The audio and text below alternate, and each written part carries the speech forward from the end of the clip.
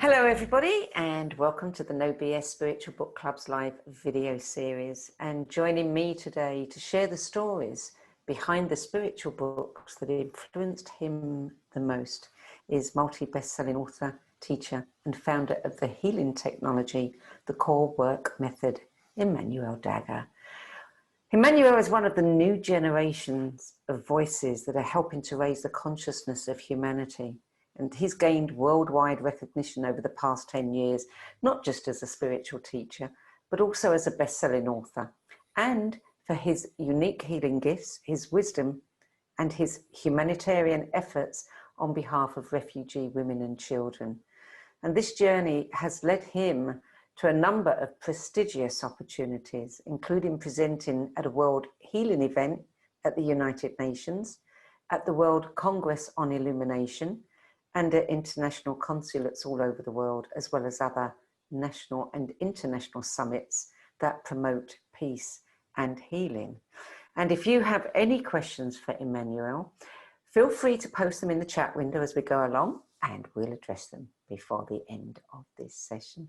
Emmanuel Dagher, welcome, and thank you for joining us. Thank you, my friend. It's such an honor to be here with you today. Thank you. It's our privilege to have you. So our first question, we always start by asking our guests how easy or how challenging it was for them to compile their 10 best list. And we actually have a little surprise tonight because there aren't 10 books on Emmanuel's list. Tell us about that, Emmanuel. Thank you so much. So when you asked me that question and I was contemplating it, in the self-help niche, in the healing niche, I've only really read 3 books, and those were The Prophet by Khalil Gibran. Sorry, that's how I say it because he's Lebanese. And I've read The Alchemist, and I've read all of the Conversations with God. So let's say a total of 5, I believe. So yeah, I really haven't read a lot of books. I'm more into reading articles and science-based and astronomy-based and things about the universe. That's really what interests me as a reader. But as far as spirituality, most of the downloads, I like to call it, just really come from meditation and going within and just listening to nature, listening to spirit, listening to the universe. That's really how I receive my guidance as an author, which is so interesting that I'm an author because I don't read a lot of books. Is there any criterion that would make you want to read a book in this genre? You know, I think a lot of books in the self-help spiritual community tend to be very complex. And for me, the guidance that I've received just personally and having seen it really make a difference in so many people's lives through the work that we do together is the more simple something is, the more spiritual it is. A lot of times when the mind comes in, and you know, of course, we honor complex thinking. We honor analytical thinking. We honor it because Western, especially Western philosophy has really honored it and has made it the top, you know, the top thing to revere. But ultimately, I've found that the more simple, the more present we are, the more feeling oriented we are, the more aligned we are, the more spiritual and connected we are. So that's sort of how I live my life and what I look for when I'm reading something. How does it make me feel? And I know I'm sure there's a lot of books that make people feel amazing. But for me, a lot of the words and a lot of the complex theories and ideologies and things like that can get really in the way. It becomes a distraction to the simplicity and the beauty of what I think a lot of these books are trying to say. And that's why I wanted to be an author because I want to make it very simple and easy for people to understand spirituality. I know, talking to many people who channel or get their information, as inspiration, will often say, I can't read other books that are, produced in a similar fashion, just because I don't want to be influenced. And then it looks like the information I'm channeling is just a kind of me too, piece of information. So do you think that that is something that would also keep you from reading other books?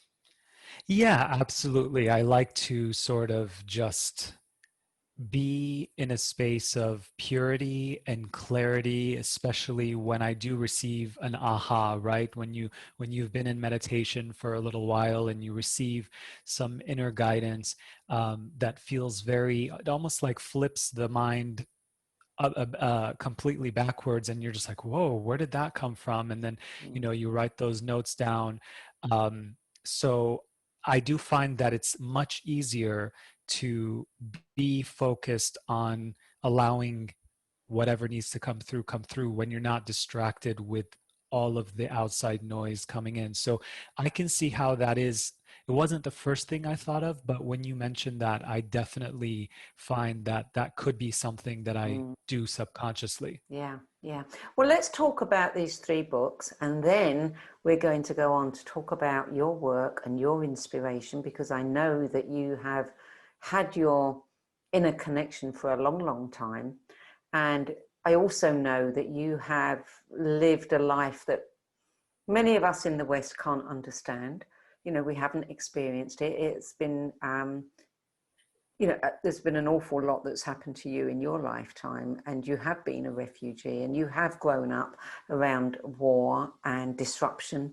And I think this would be a wonderful opportunity for us to talk to you about that and how that has affected your ability to, your connection and your ability to bring forth information.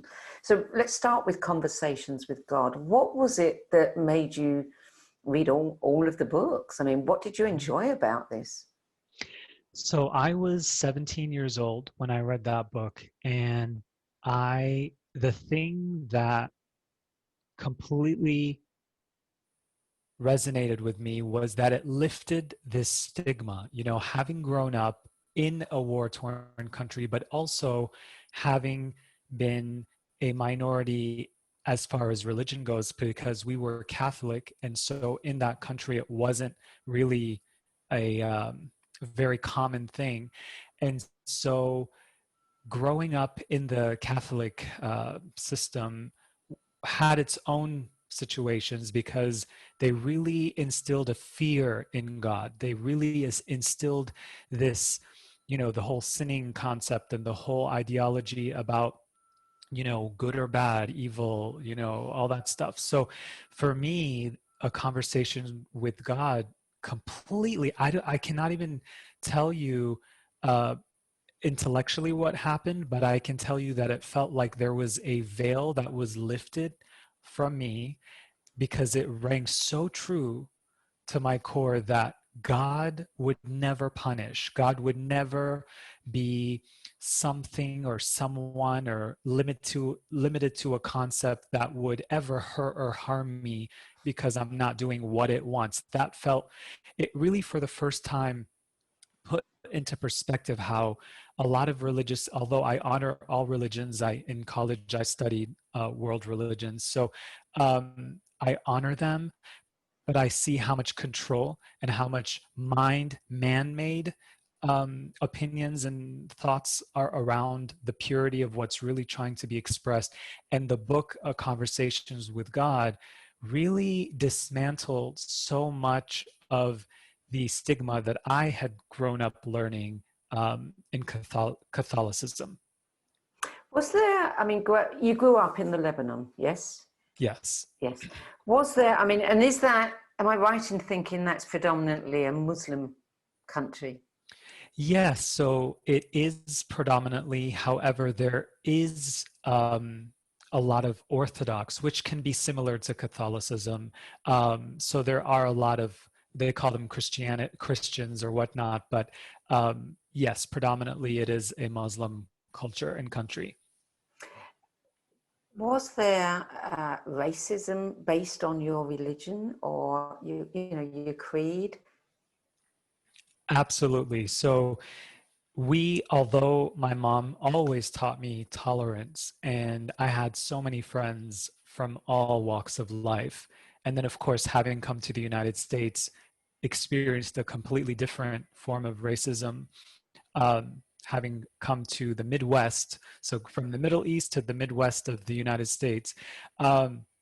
It was quite interesting.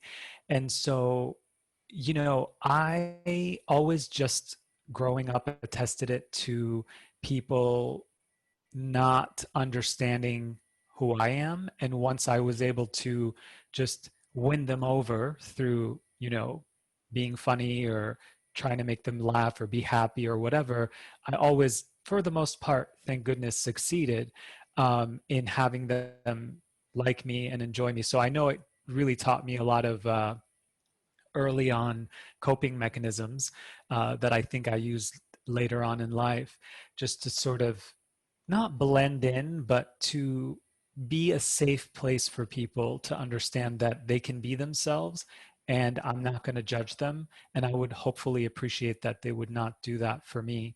But yes, I did experience a lot of racism all over. So At what age did you come to America? I came to the States at 11. 11, okay. So by the time you read this book, you were already in this country. Was it something that you were able to talk to your family about?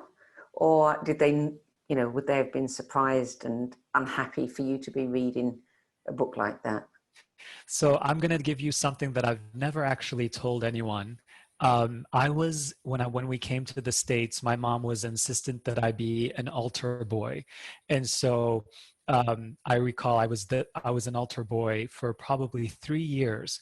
And I remember we would always have discussions about it. And I would tell her, Mom, I really, I don't feel in alignment for this and all that. And my mom was really open-minded, kind of going back. My grandmother was an intuitive. She was the town intuitive. People would come from all over different towns and part of the country to get readings from her. She used to do coffee readings. You flip the coffee, they call it Turkish coffee, and also the tea leaves. So my mom saw that, and she also has some of that intuitive ability and gifts, but she wasn't as open as, let's say, my grandmother was. But she made a deal because my grandmother wanted her to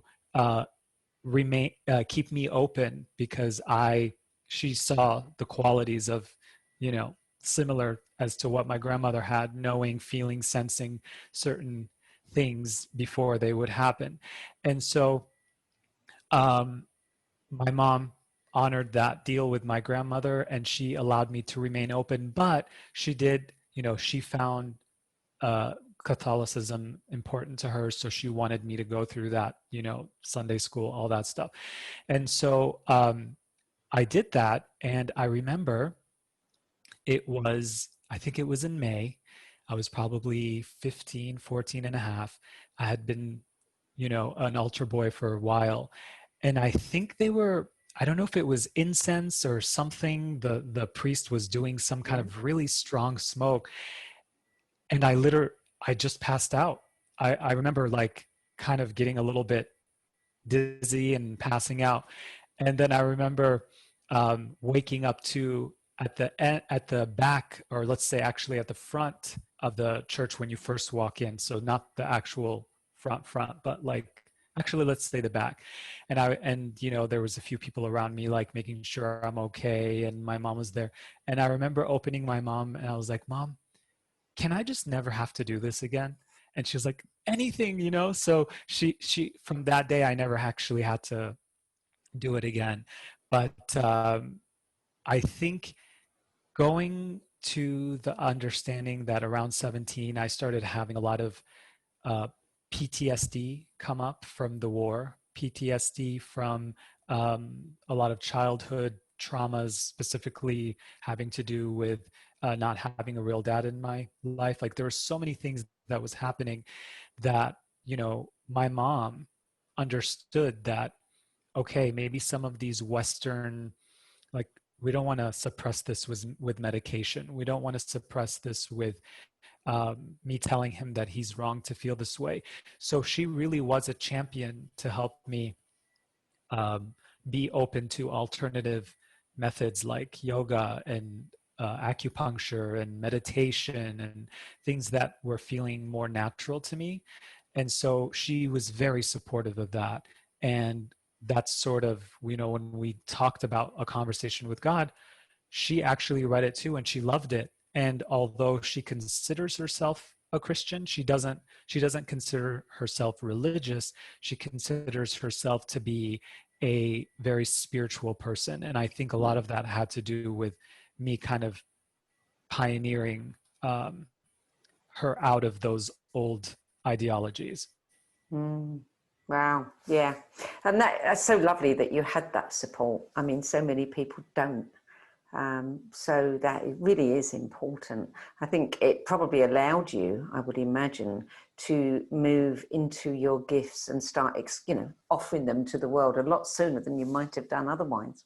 Yes, and it's so interesting because later I reconnected with my real father, actually in my late 20s, and they are extremely religious and extremely sheltered and very unwilling to see different perspectives. So I'm so grateful. I really thank the universe, thank God, goddess energy every day for having, I mean, it was by no accident that I had an amazing mother who really allowed me to remain open. I just pinch myself every day because I'm so grateful.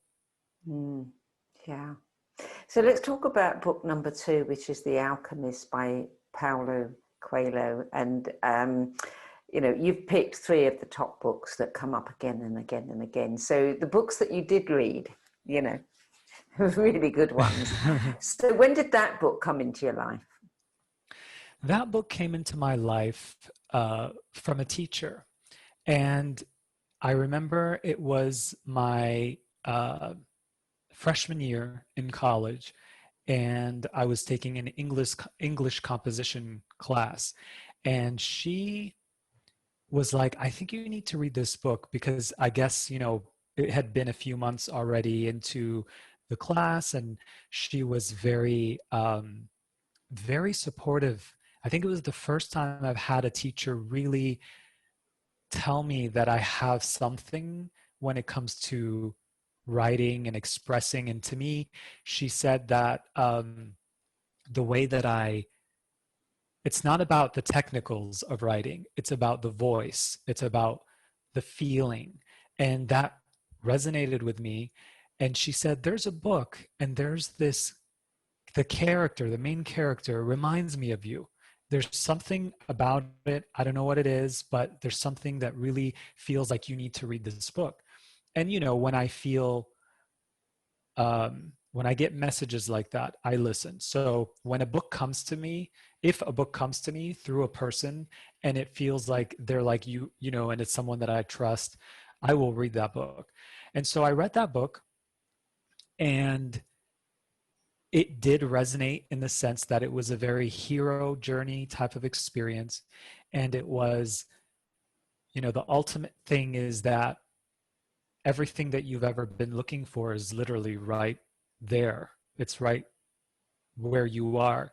And so although you have to go to so many different paths and different experiences and meet different people and learn different things and, you know, have ups and downs and everything, ultimately everything that you're looking for is inside of you.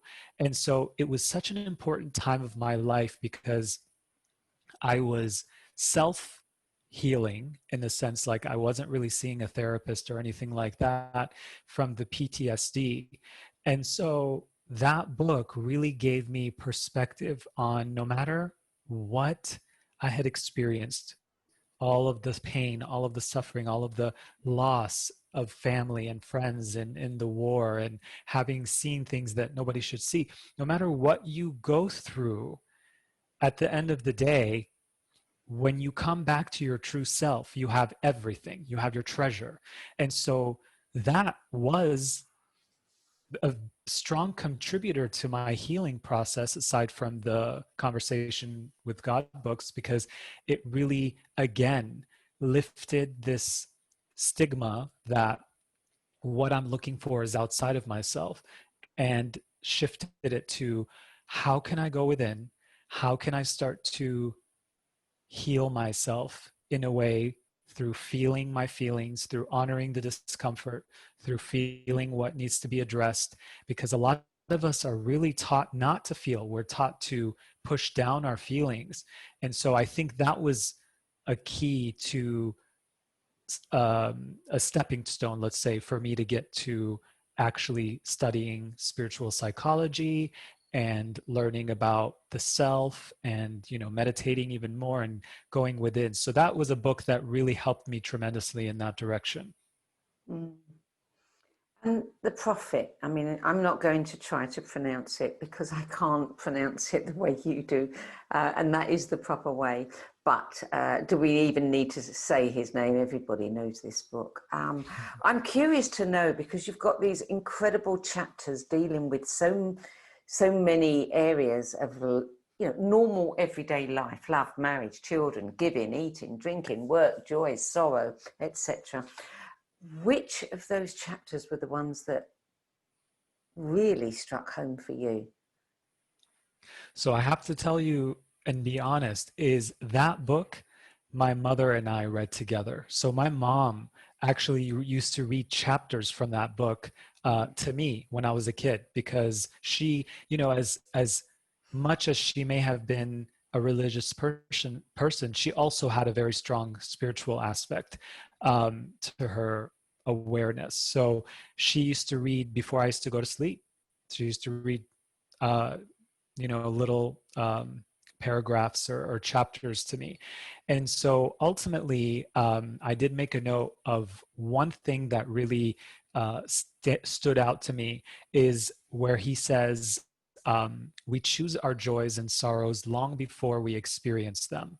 And so what I perceive that to being is that before we entered this planet, our spirits knew exactly what was what was in order, and our spirit knew whether you know it was going to come in, and it knew it could handle it. And so that gave me such strength, because the fact that we all exist, the fact that we are here, the fact that we've been through everything we've been through and we've come on the other side of it, is such a confirmation of that uh, quote that he has, because it really shows us the strength of the human spirit, and the resilience that we can all go through. And it's so interesting that he shares that, because I don't know if you've ever met Lebanese people, or if you've had a good A friend who's few. Lebanese. I don't know if I don't know if you've noticed this, but there's a resilience, and it's almost like whatever's theirs is yours. So like, come to my house, I will make you lunch, dinner, you can sleep at my, like, they're so, even though they've been through such pain and suffering and such hardship, there's been such tragedy going on in their lives, they are positive, and there's like this optimism. And I didn't understand it until later in life, because my mom is that way, because my grandmother was that way, because the friends that we have, the family we have, they are very much that way. And so, having spoken to a lot, I live in California, so there's a lot of Lebanese and a lot of Armenian people, a lot of people from Lebanon here.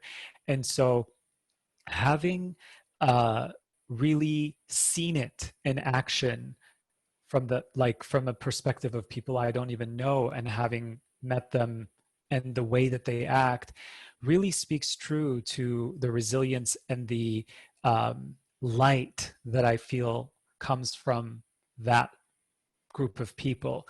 I just, it just, it's so funny when you're a kid, you're like, I just want to fit in. I don't want to be Lebanese. I don't want to be this. I don't want to Yeah. be that. And then now I'm just like, I just honor them so much with everything they've been through.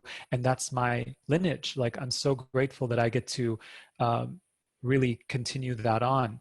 And I think when um, Khalil says that, we choose our joys and sorrows long before we experience them, it's not about it's not about, oh well, if you're experiencing something bad, then it's your fault, or it's something that is on you.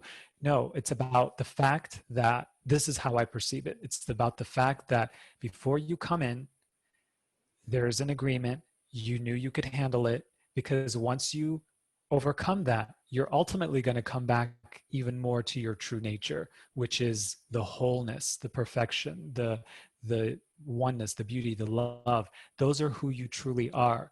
And I think that was, in whatever chapter that was in, that's really what stood out to me the most. Of course, there's so many other things, and there's a lot of pain, and there's a lot of joy, and there's a lot of, it really, that book helped me understand that it's okay to feel, and it's okay to be so deep.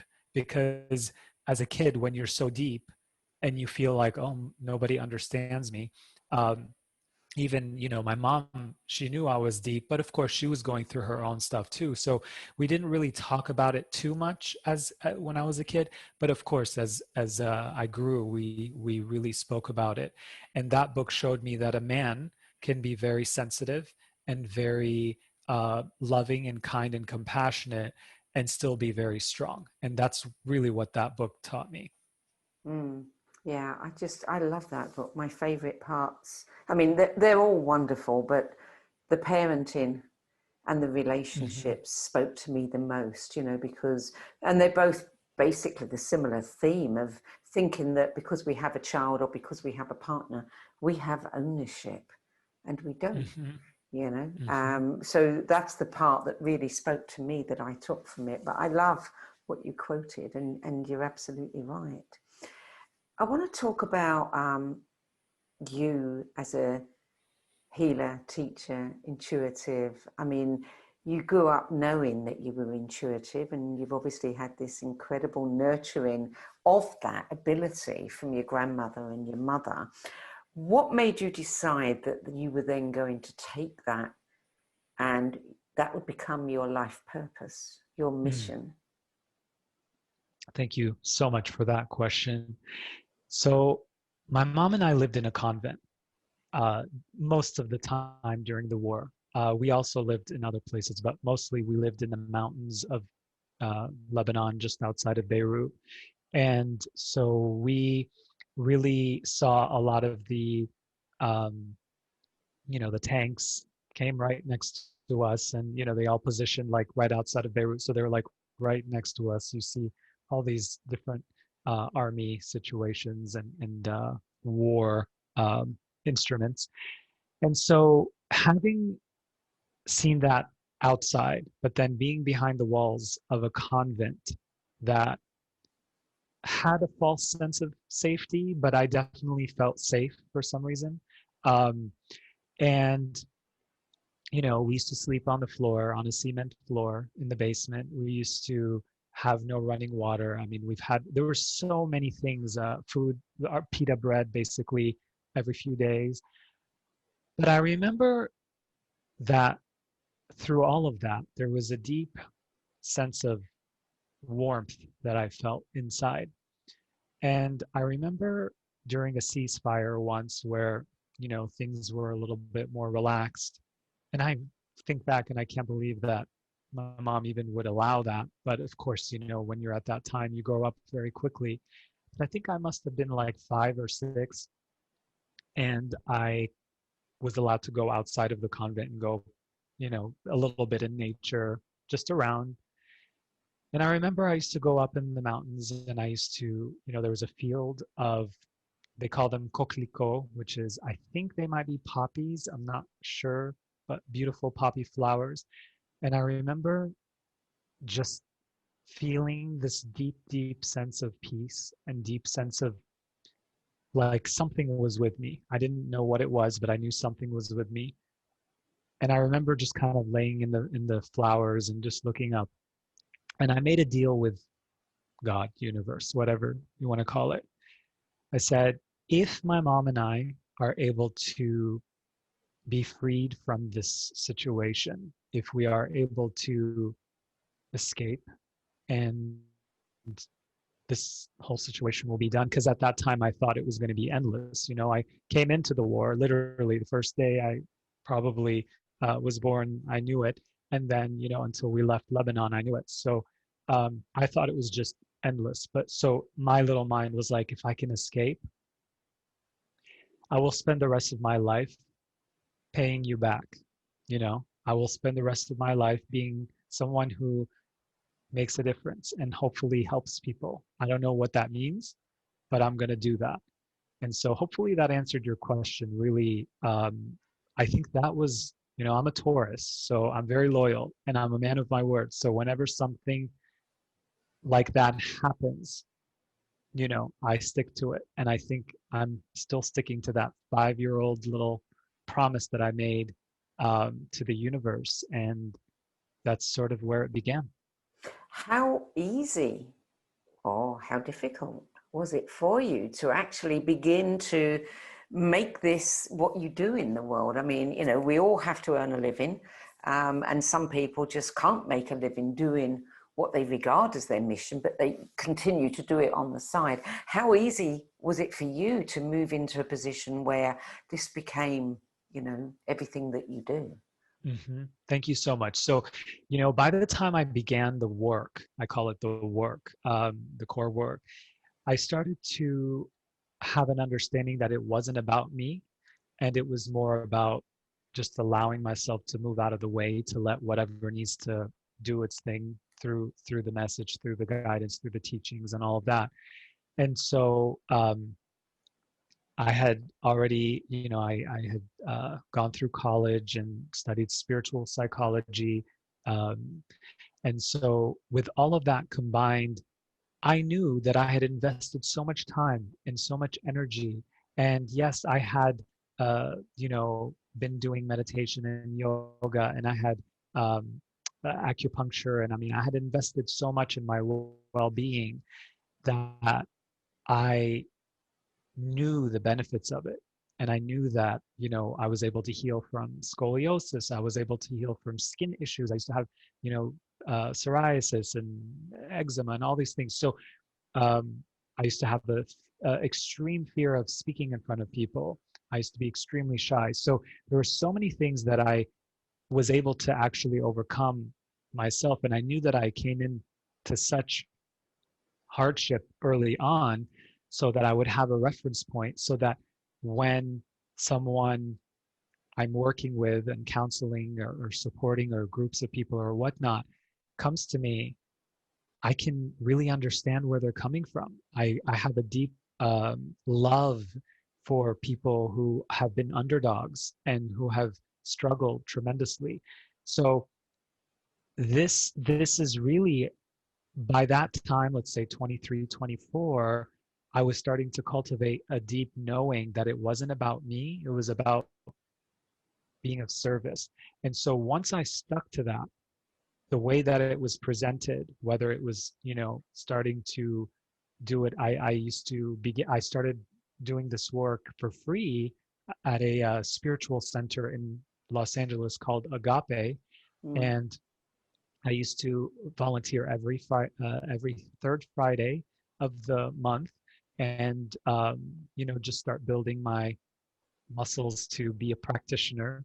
And Mm. then from there, um, I started my own practice. Had got my master's, got started my own practice, and then from there, I just really started to not even worry about the finances or anything, but just seeing all of the work as an extension of spirit. So whether I post things on social media, whether it's writing books, whether it's making videos, whatever it is, before I do it, I just ask spirit, universe, please move me out of my way and allow me to be the most pure version of whatever needs to be expressed.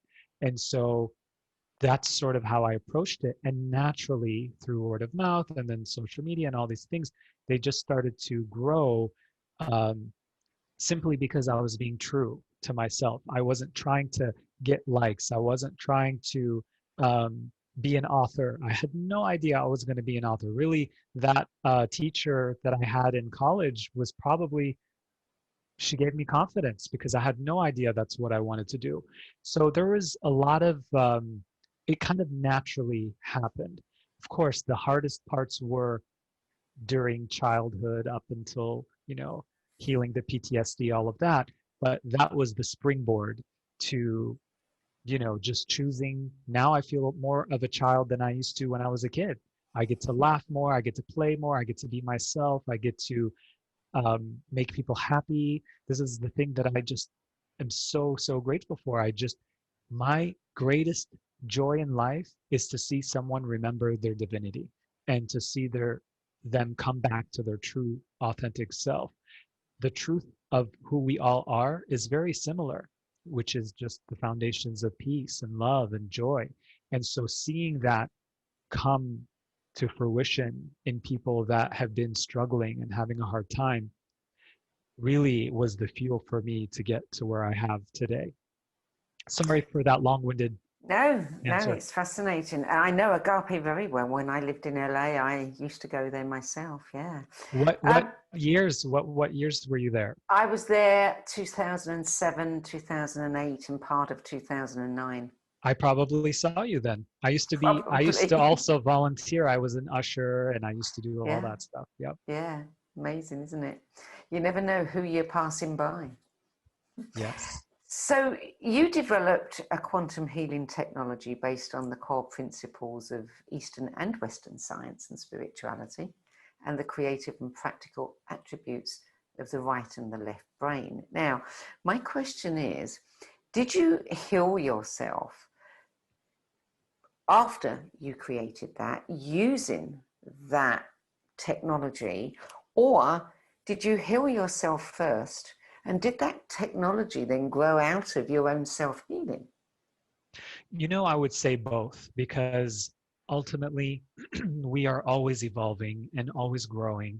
And so, the core work came about after I was able to heal my scoliosis through yoga, through um, energy work, meditation, just testing out things on myself and just the way that I would see it almost like this child that was in my back that just wanted to be free and open, that was kind of like very closed because they were trying to protect themselves. So the more I was using imagery and visualization and just breathing techniques and just stretching, I started to notice the healing happen. So that started to give me confidence.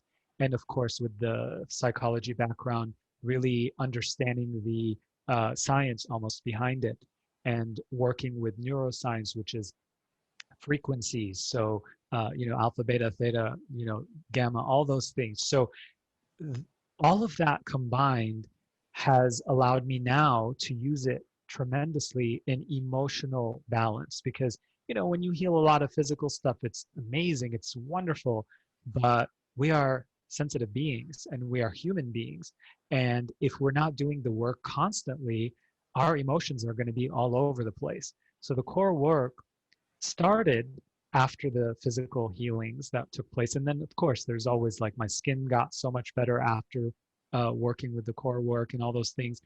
But ultimately, it was more for emotional healing and healing a lot of triggers, a lot of, one of the qualities of a Taurus, which can be really good, but can also really get in their way, is being stubborn. And that's one thing that I wanted to transcend. I said, I don't want to be fixed. I want to be in flow and flexible. So the core work really helped me through self-inquiry and a lot of specific uh, awareness, move out of that habit and being aware that I had that habit. And there's a lot of different things like that, so that you can grow and be even more flexible and fluid in life instead of grow and become more rigid and fixed. I don't know about you, but I know that when you, in general, if you're not doing the work, as you get older, a lot of people become more jaded. They become a little bit more set in their ways, things. And that's something that I did not want for myself. I wanted to always be an eternal optimist and just um, learn, a student, never set in my ways. And of course, I have my convictions, and I of course, want to stay true to some things, such as being loyal and things like that. But at the same time, it's very important for me to just keep to be. Oh, this is something you might like. My grandma always used to tell me, "Be light, be like the sun, be light." And so I think this work helps me every day to be as light as I can be. And it doesn't mean sometimes you're not going to have some pain and, some things you have to move through, but to have a tool that can help you move through that and really come back to yourself all the time. I do it every day. Like I'm a student of this work. It's not even mine. I call it for the universe. So I'd say I'm eternally healing, and ultimately it's something that is like a best friend. It's not something that you say it's a once in a and I'm done. I'm so grateful that it's always supporting me through the ups and downs of life. I love your description of, how you worked with your scoliosis.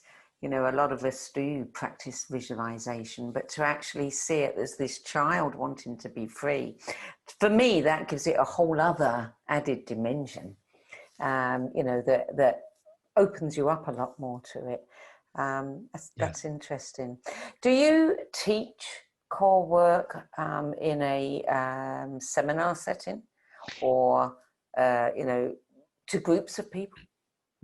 Thank you for that question. So the next book is actually all about the core work, and it's called The Power to Heal. We are hoping that will be out in 2021, if everything goes well, and that will become the manual or the workbook to certifying students to become practitioners. And I'm very excited about it because when you were talking about visualization, that is a key component to healing, because like you said, when you saw the child, so one of the other things that the core work shows us is that our body is a barometer, and it's always speaking to us. And it's speaking to us through ease and grace, and it's also speaking to us through discomfort. And it's all ultimately letting us know what it wants. So if you're feeling some discomfort, if you're feeling some tightness, all that it's saying is that it wants your love and attention. And so one visualization that we use is having like a fist be representative of where you're feeling the discomfort. So let's say you're feeling it. For me, I feel it often in my stomach area, in my solar plexus.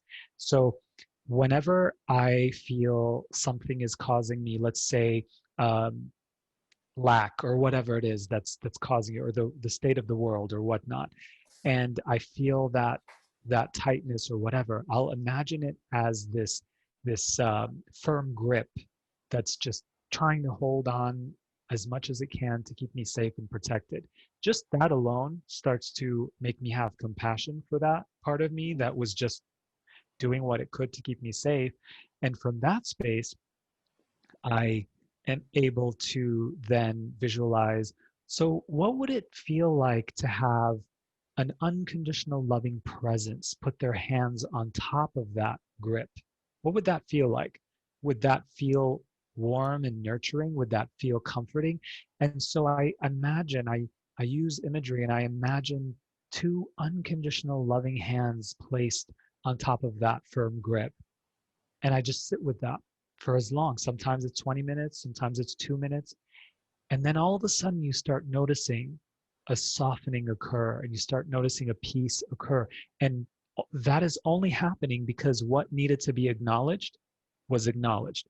Yeah. Your body, your emotions, your feelings were acknowledged fully. So that's just one of the experiences that has really helped make a difference for me, is to just sit with it. I know we've heard it so often in Buddhist teachings and things like that, but some people don't really know how, or they don't have a structure around it. And I really enjoy bringing some of that in a fun way so that it feels doable. I think the hardest thing for many people is to just sit with something. I don't know.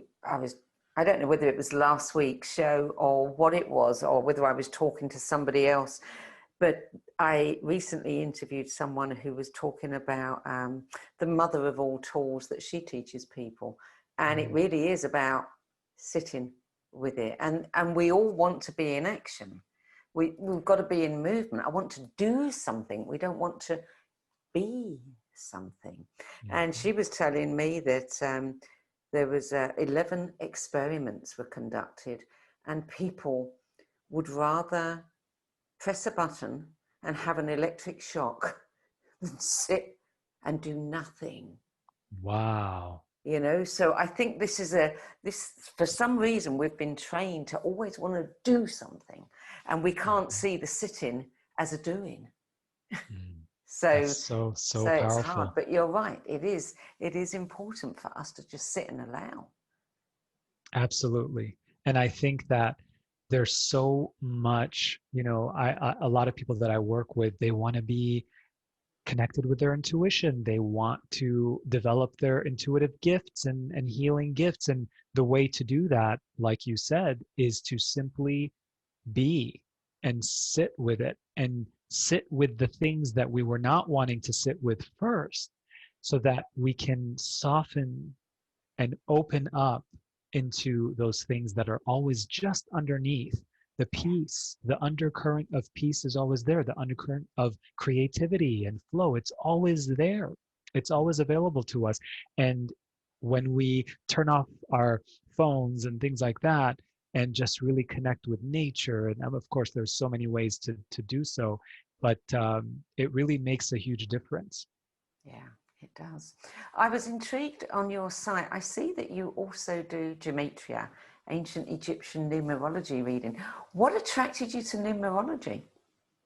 So it's interesting because, you know, being a Taurus, we really like numbers and music. They're actually very connected. I don't know who told me this, but classical music is a form of math. So it was very intriguing to me. And, you know, astrology, numerology, all things that are very science. They used to be science-based, or they still are science-based, but they're not acknowledged as so in Western mentality, really are intriguing, and they're pretty darn accurate. So I think the first time I got into numerology was hearing about the Barbara Streisand story, how she took out one of the, was it one of the A's or Letters. something? Yeah. Yeah, and she went from nobody really knowing who she was to becoming, you know, so I find that very interesting. And that's kind of like where I dove in. So that's sort of how I got into it. But Egyptian numerology is a little bit different because you use graphs and charts and numbers, and you have to like actually draw out the configuration, but ultimately, and it ends up being in a shape of many pyramids connected. So it's very interesting. And actually later learning on, I did the ancestor DNA thing where you submit, and I found out that I'm 37% North African, which is highly likely to be Egyptian. So that was interesting. I'm like, oh, probably one of the reasons why I got drawn to it. Yeah, I was drawn to numerology a long time ago, and I was very intrigued when I came across Dan Millman, you know, who wrote The Way of the Peaceful Warrior and has been incredibly successful with his work, to discover that he had written a book on numerology. Wow. And it was so sort of, oh, that doesn't quite, you know, fit with the rest of what we know about him. But he came across numerology, and he found it to be so helpful and so accurate that he ended up studying it for a long time. He used to teach it and do readings for people. Wow. So he's got a whole book on it, yeah, which is really interesting. I might have to read it. You may have to read it, yeah. Yeah, it's a good book, actually. Very good book. We were originally going to have this conversation in July. That's when we were scheduled, and we had to move it. And I think it was in July when the port in Beirut fires happened, and you had many family and friends there, and that must have been a harrowing time for you. I want to ask you, are your family and friends well?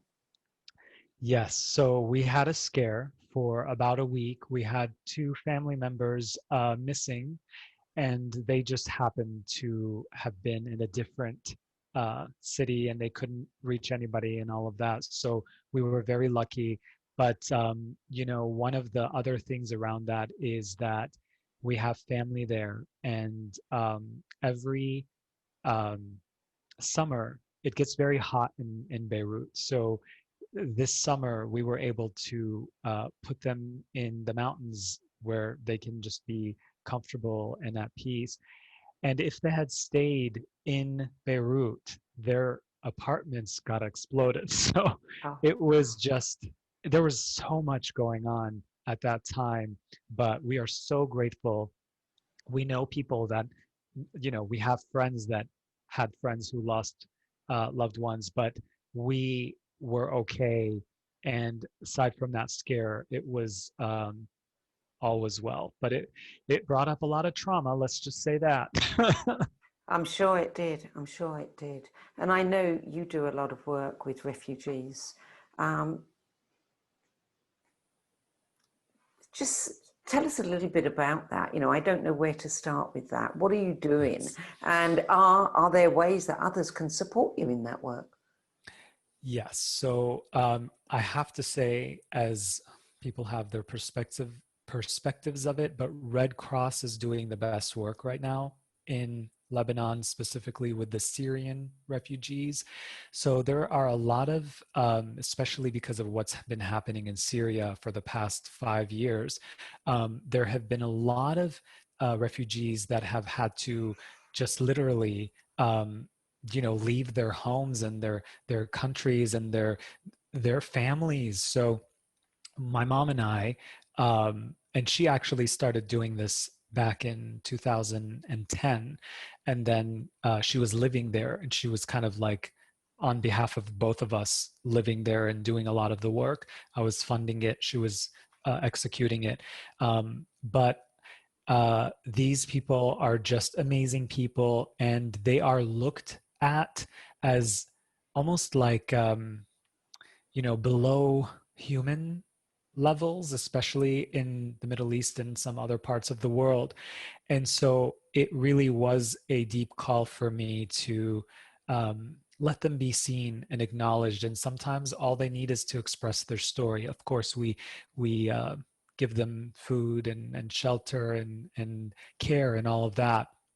But ultimately, they just want to be seen and acknowledged. And so we were able to take really good care of a lot of refugees. And then since then, right now, everything's on hold because the country is not letting anybody in Lebanon. We were doing it mostly in Lebanon.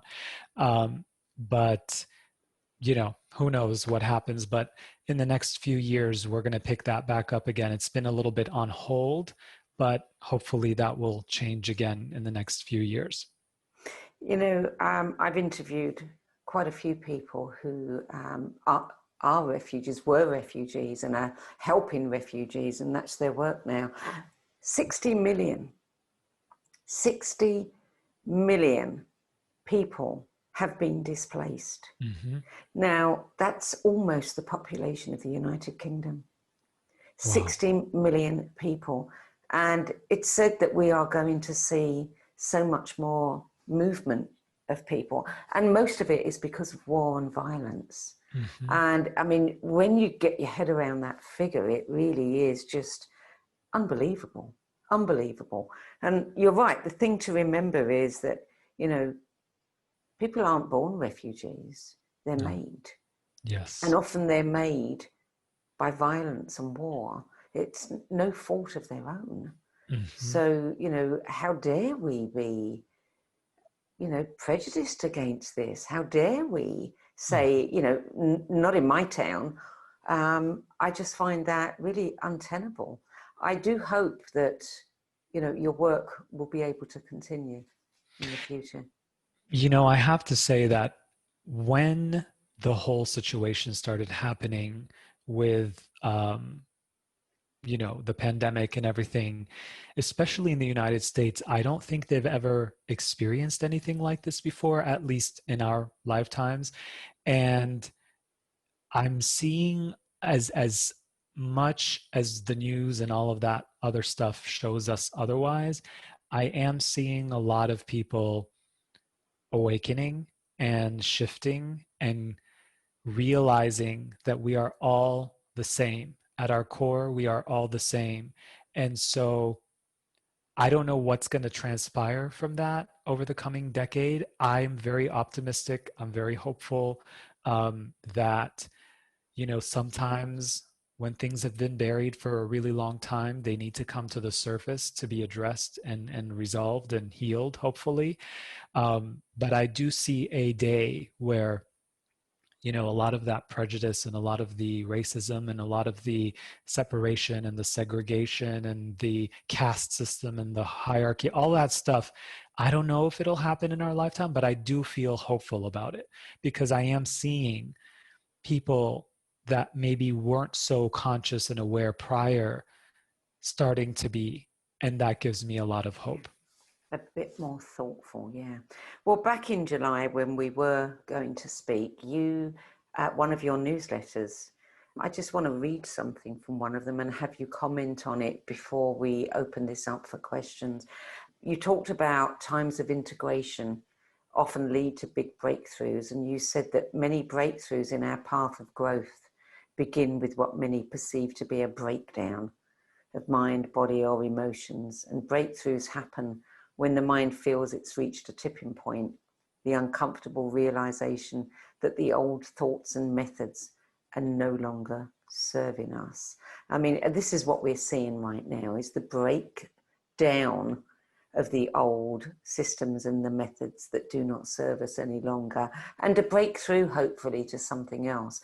I don't know what you've put out since then, but I don't know whether you would like to just update something or share something that your inspiration has wanted you to share with the people that follow you. Well, before I say anything, I wish you could read all of my stuff because I love when you speak and say, you know, I just, it's so amazing. So I might have to have you do that. But you just make it sound so much better. Um, so yeah, ultimately, you know, as crazy as things can be and seem in the world, um, there is a, you know, especially if you follow astrology and you know, your own intuition, if you go inside, you'll know and feel it. There is a shifting happening from an old patriarchal system, and that system has been in rule or in control for a very, very long time. And when something has been, and we can use this and attest to it in our own lives, when you've been in an experience for a very long time and you've kind of formed your own habits around it, and then all of a sudden that person, place, or experience are no longer in your life, it's really hard. And it will bring up a lot of emotions and behaviors and things that maybe don't feel truly authentic to you, in the sense that maybe you don't see yourself as always being an angry person, but all of a sudden you've had a divorce or a breakup and it brings stuff out of you. And so on a much more heightened scale, that's happening right now. And it's looking like division, it's looking like separation and all of everything in between. But ultimately, that is stemming from a deep fear when the mind feels like its livelihood is at stake and that it's not going to continue existing, or it thinks that it's not going to continue existing, that it will do everything at all costs to be in that space, we see this kind of stuff happen.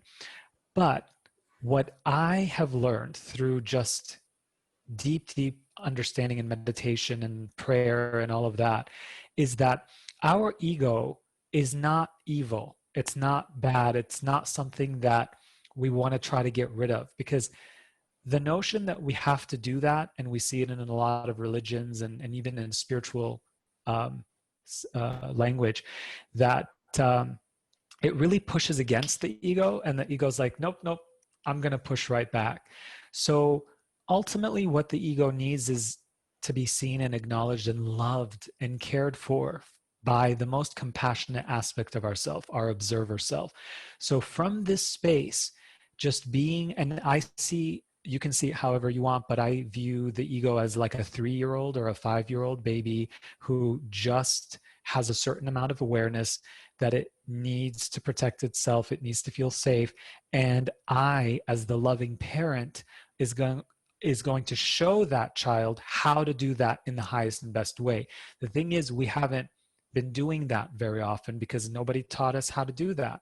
So the way that I see it is that when we can understand that the ego has a purpose, and that purpose is to experience and process this third dimensional reality through taste, sound, touch, smell, experience, and really work with us and returning it back to its divine purpose, and not feel like we have to eradicate it and get rid of it, but actually work with it, give it a seat at the table, then what's going to happen is there's going to be less blaming going on. There's going to be less us versus them going on. There's going to be less my way or your way. Like all of that stuff is going to start softening, because it's no longer going to be a survival of the fittest. It's going to become, how can we all be more of that true nature of listening, loving, honoring, feeling, experiencing our senses, being that best version of the human aspect that we can be. And I do feel that that is the direction we are going.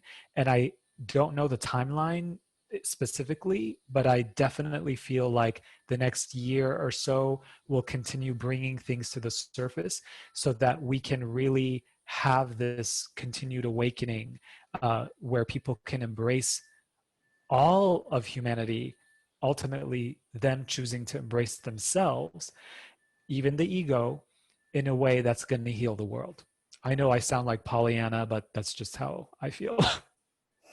No, I agree with you. And I think that anyone listening to this knows that this has to happen. It absolutely has to happen. And it may be uncomfortable. But, you know, it's happening for a reason. And ultimately, we have to keep our eyes and our minds on that bigger picture. Mm-hmm. Yeah. Mm. There's just something else I want you to discuss before we close, and that is, you're an accomplished musician and you're a sound healing facilitator, and you have an extensive library of energetically and vibrationally infused musical arrangements that contain unique tonal sounds proven to shift blockages, emotional, mental, physical, and spiritual. Just tell us a little bit about that.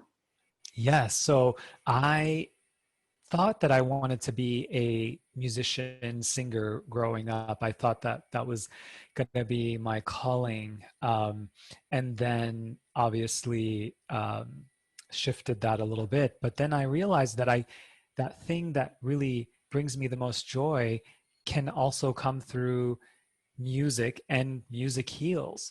And so having different sound tones and frequencies, we use the solfeggio, which by the way began in the Middle Eastern scale. If you listen to a lot of Middle Eastern and world music, you can hear a lot of the minors and even in between that you don't really hear in the regular scale that we have come to know. So we use a lot of the solfeggio tones. We use the some elements of binaural beats. We use I have a Rife machine, so we put everything through that energetically to bring some higher frequency, and we also do some core work protocols just underneath the threshold of sound, so that all you do is get to listen to the music, but underneath there's some healing protocol there, and it has really resonated with people. I like to do it in a way that feels very cinematic and as if you're watching a film, and really it's the sound of your life. You can be walking in a garden or meditating or whatnot, but I want that richness and that texture of sounds, almost like a modern day classical experience. So that's how those came about. And I was finding that a lot, and I love a lot of this stuff, but I was finding that a lot of the healing music that I was hearing was very specific. It was like kind of the same thing. So I wanted to create and open it up a little bit so that it's more all encompassing instead of just a one type of sound. And so we can go to your website and we can purchase some of these? Yes, so the Awakening series is one of those products, and we're currently offering pay what you can on all of our products since the whole pandemic happened. So you get to decide what feels good to you, and also I am. I don't think it's on my website right now because we just had a wonderful. We opened it up in a way to promote it. It's not on my website yet, but keep your eye out on that. It's called I Am, and it's a healing experience with all musics and sound. You know, no wonder you're a good friend with Lee Harris. I can imagine when you guys get together, all sorts of wonderful conversations ensue. And I love the fact that nowadays we can bring everything that we are to what we do. You know, we don't have to say, oh, the music has to stay there and the channeling and the writing over there. We can do it all. Yes, yes. And I'm so grateful. It really, music is such an important part of me that once I embraced it, I felt so much more whole because I hear music, I hear sounds all the time. So that's another story for another Okay, day. for another time, another time. Okay, maybe in about 20 years when you've read 3 more books. It's been a delight speaking with you, Emmanuel. I've really enjoyed it. I'm so glad we did, you know, get to reschedule this. What can I say? Anyone who wants to know more about your work and your music can go and visit your website at emmanueldagher.com. Emmanuel, thank you. Thank you, my friend. You are amazing. Thank you for what you do. I also want to thank your team for supporting us today with all the technicals, and everyone who joined us or who's going to watch later. I see you. I love you. I'm so grateful for you. And I wish you a wonderful, wonderful day. Well said. And the same back at you. Thank you, everybody, for joining us. We'll be back again next week with another guest and another 10 best spiritual book list. And I hope you'll join me then.